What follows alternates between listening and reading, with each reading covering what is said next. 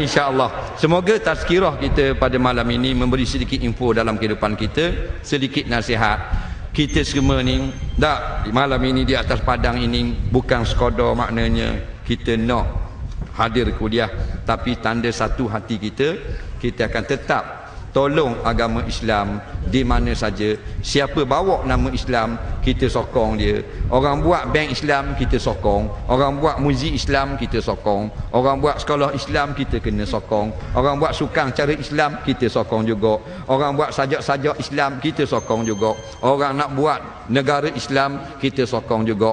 Di mana saja, bila saja, kita tetap bersama dengan ulama. Bismillahirrahmanirrahim. Allahumma ja'al jam'ana hadza jam'an marhuma wa ja'al tafarruqana min ba'di tafarruqan ma'suma.